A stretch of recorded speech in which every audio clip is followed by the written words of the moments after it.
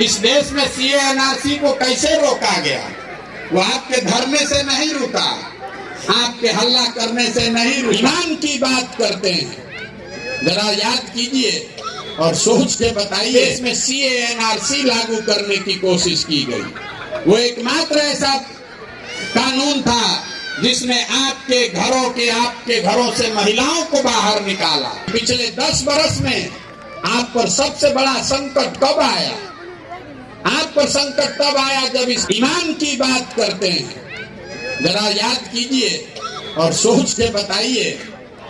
ईमान की बात करने वाले लोग जरा सोच के बताइए कि पिछले 10 बरस में आप पर सबसे बड़ा संकट कब आया?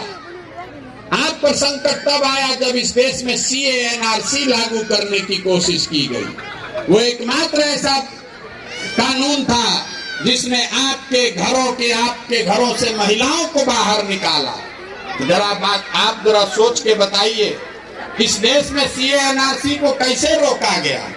वो आपके धरने से नहीं रुका, आपके हल्ला करने से नहीं रुका, आपके तकरीरों से सीए एनआरसी नहीं रुका। सीए एनआरसी रुका 2 मई 2021 को। इस तारीख को अपने डायरी में नोट करके जाइए। 2 मई 2021 को, जिस दिन भाजपा को बंगाल में शिकस्त दी गई, उस दिन से सीए एनआरसी का चर्चा बंद हो गया।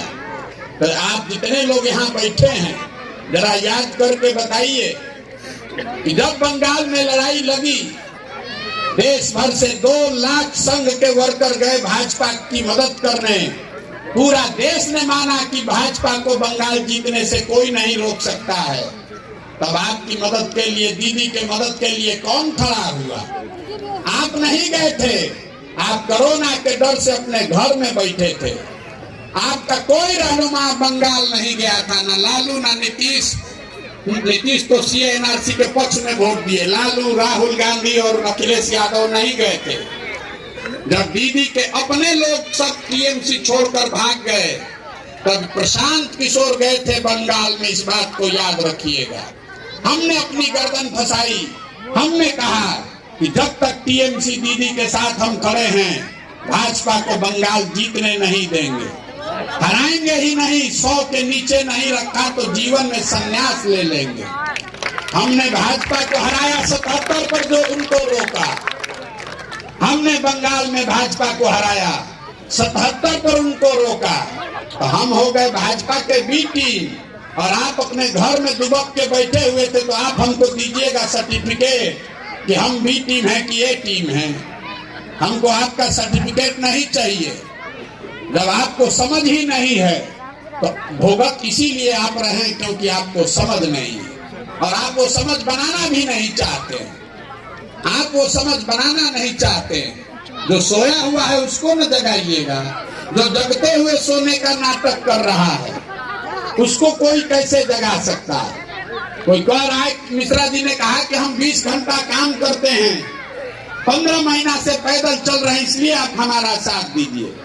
मेरे भाई, जब आपके बच्चे 10-10, 12-12 घंटे फैक्ट्रियों में अपना शरीर गला रहे हैं, उससे आपका आंखें नहीं खुला, तो हमारे पैदल चलने से आपका आंख खुलने वाला है। आप हमारे पैदल चलने से नहीं मानने वाले। अरे आप तो अपने बच्चों के कष्ट को देखकर नहीं सजग हुए, तो प्रशांत किशोर की मेहनत से आप सब सजग होने वाले। आप वो सुधरने वाले नहीं हैं। आप हमारे साथ मत चलिए, अपने बच्चों के साथ खड़ा होइए। हमारा भय दिखाकर अपने बच्चों का कुछ भला कराइए, ये कहने आपको आए। ठीक लगे तो अच्छा है, न ठीक लगे तो कोई बात नहीं। हम बहुत कड़वी बात कहते हैं, लेकिन आपको हुआ है चीनी का रोग और आपको लड्डू खाने का आदत लगा हुआ। आपको पीना पड़ेगा करेला का रस।